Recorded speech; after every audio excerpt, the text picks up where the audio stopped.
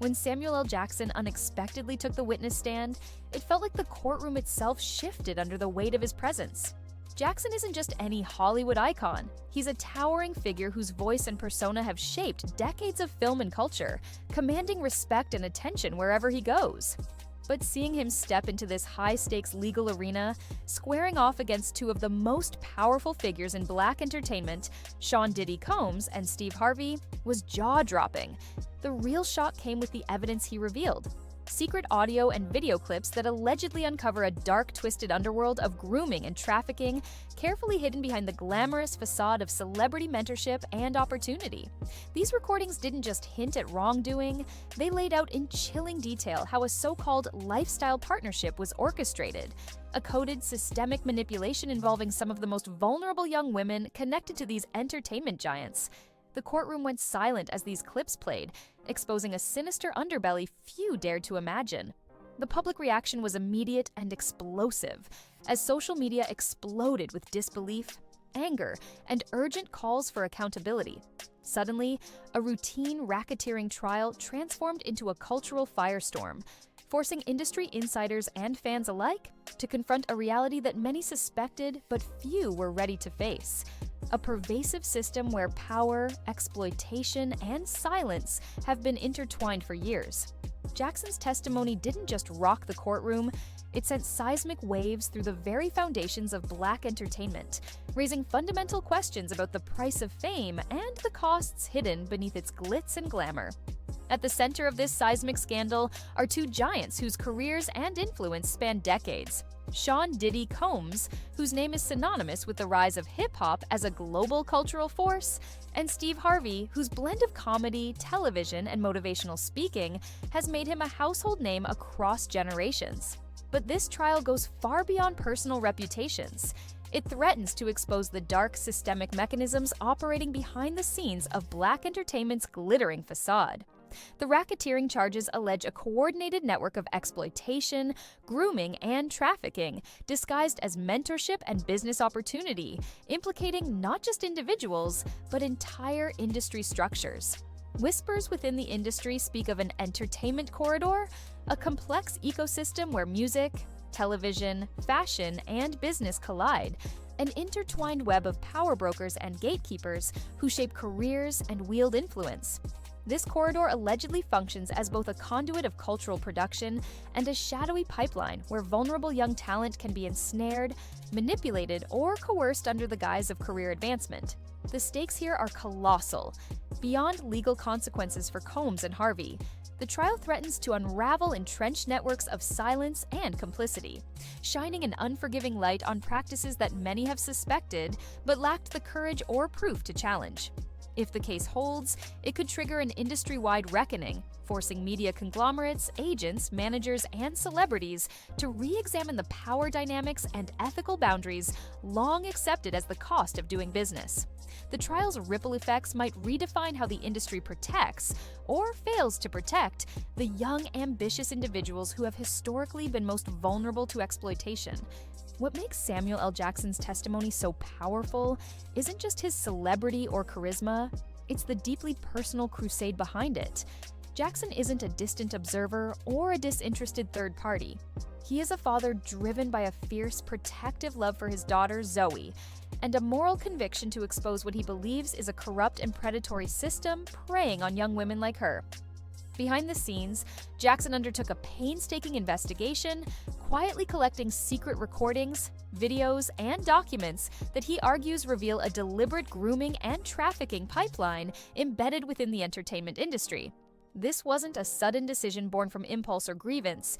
It was the culmination of months, if not years, of careful documentation and reflection, driven by an unwavering determination to speak truth to power. His choice to testify publicly came with huge risks. He was knowingly stepping into a battle against some of the most influential men in the business, risking his own reputation and relationships. But Jackson's resolve was unshakable, transforming this legal fight from a standard racketeering trial into a broader cultural reckoning. His testimony is raw and emotionally charged, blending legal strategy with personal anguish and moral urgency. It highlights the human cost of exploitation and the devastating effects of systems built to silence victims. Through Jackson's voice, the trial becomes not just a courtroom drama, but a spotlight on the urgent need to protect vulnerable young people from being commodified and controlled in the name of mentorship and career advancement. The heart of Jackson's explosive testimony was the audio and video evidence he presented, secret recordings that peeled back the curtain on the shadowy lifestyle partnership, a code word for an insidious culture of grooming and control carefully masked as mentorship. These clips allegedly expose Steve Harvey coaching Lori Harvey in ways that extend far beyond conventional career advice, utilizing coded language and psychological manipulation designed to subtly condition her obedience and reshape her identity. Jackson meticulously deconstructed these recordings, revealing how seemingly innocent phrases are in fact part of a carefully calibrated grooming ladder, a stepwise process of control and compliance. This covert culture operates through doublespeak and secret signals, where grooming is not openly acknowledged but carefully disguised, making it difficult for victims and outsiders to recognize or resist. The recordings provide a chilling glimpse into how power is exercised behind closed doors, transforming mentorship, a relationship traditionally built on guidance and support, into a tool of psychological control and exploitation. This evidence challenges common assumptions about consent and agency, forcing the court and the public to grapple with the hidden ways grooming manifests in elite circles. Jackson's revelations demand a deeper understanding of the grooming ladder's mechanics, exposing a systemic pattern that has enabled generations of young women to be ensnared in exploitative relationships disguised as career-building opportunities. One of the most groundbreaking aspects of Jackson's testimony was his introduction of the Red Ledger, an 8-step grooming blueprint that lays bare the systematic process he claims underpins much of the exploitation in the entertainment industry. This ladder is more than theory. It's a detailed map showing how young women are gradually manipulated, beginning with initial introductions framed as mentorship and progressing through increasingly invasive psychological and emotional control tactics. Each step in the ladder strips away autonomy under the guise of personal growth or professional development, conditioning targets to accept demands that ultimately serve the interests of powerful men at the top. Jackson illustrated how Lori Harvey's experience mirrored this blueprint, revealing a disturbing progression from surface-level opportunities to deeper layers of control and coercion. The grooming ladder concept is controversial because it challenges narratives of consensual relationships by highlighting the power imbalances and calculated intent behind them. Critics argue that such frameworks risk oversimplifying complex human interactions, but many see it as an essential tool to decode and dismantle systems of abuse masked by privilege and fame. Jackson's Red Ledger has opened a new front in discussions about consent and power, spotlighting the mechanisms of exploitation that have long been obscured by celebrity culture and industry complicity. Jackson went beyond individual accusations, providing crucial historical context that revealed how decades of intertwined relationships between Steve Harvey, Diddy, and Uptown Records laid the groundwork for the scandal now unfolding. These long-standing connections exemplify what Jackson describes as the entertainment corridor, a network where influence, money, and cultural capital flow across music, television, fashion, and business in an intricate web of mutual benefit and hidden agendas. Uptown Records, far from being just a label, is depicted as a nexus where celebrity culture and darker undercurrents intersect, a place where reputation laundering and covert deals allegedly take place behind a polished veneer of success. This backdrop frames the trial as a confrontation with not just two men. Perhaps one of the most disturbing revelations to emerge from Jackson's testimony is the suggestion that Steve Harvey's wholesome, philanthropic public image was deliberately used as a shield to protect Diddy's empire from scrutiny.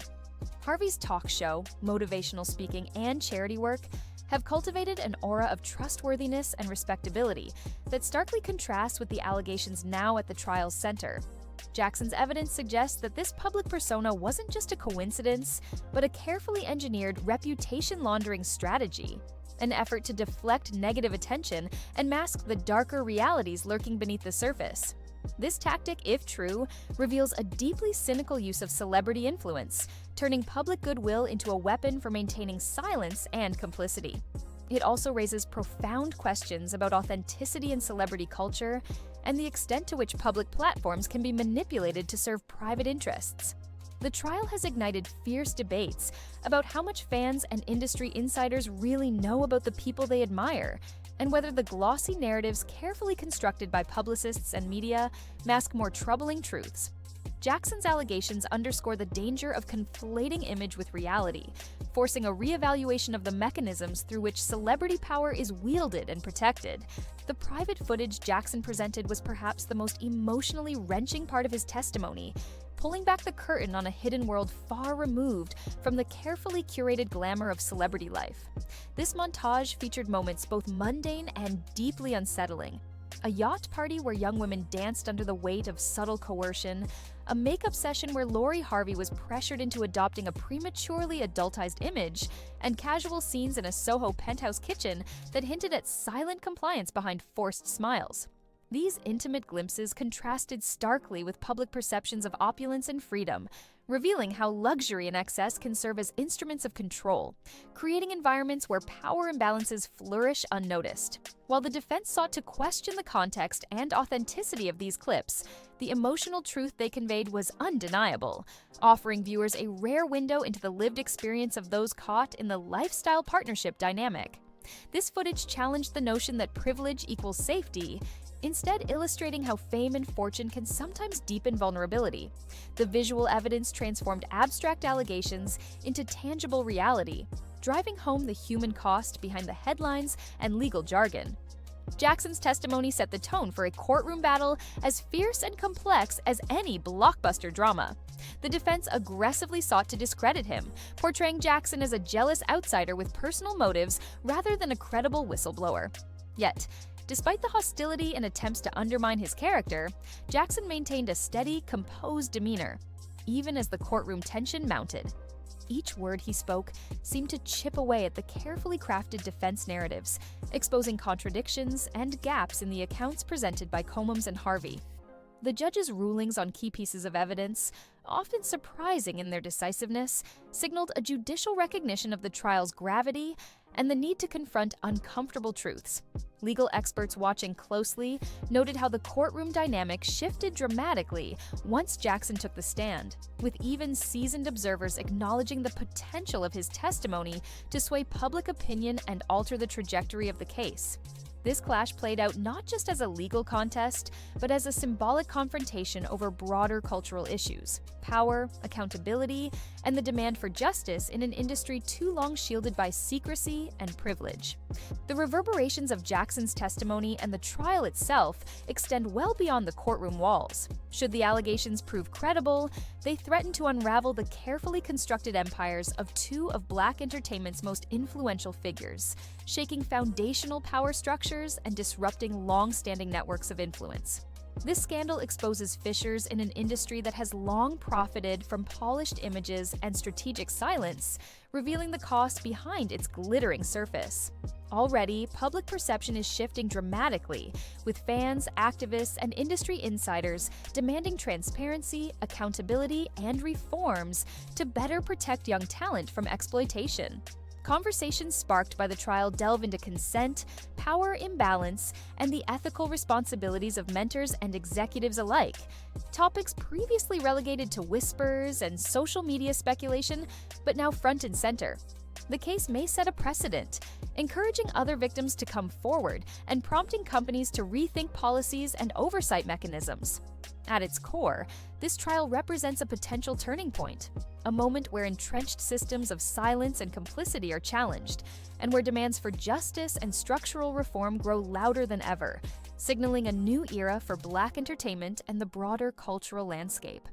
Samuel L. Jackson's testimony has not only amplified the Combs-Harvey scandal, but fundamentally reframed the conversation about power, exploitation, and accountability in Black entertainment. By pulling back the curtain on hidden pipelines of grooming and control, Jackson challenges an industry that has often operated with impunity, forcing it to confront uncomfortable truths long ignored or suppressed.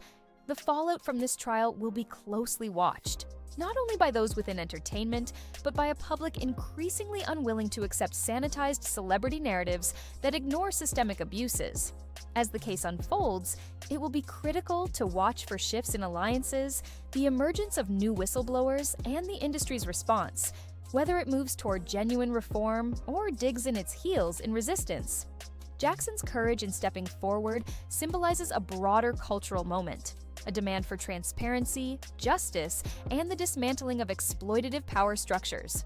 Regardless of the verdict, this trial marks a pivotal moment in entertainment history, one that promises to reshape the industry's landscape and potentially transform how power is wielded and challenged for generations to come.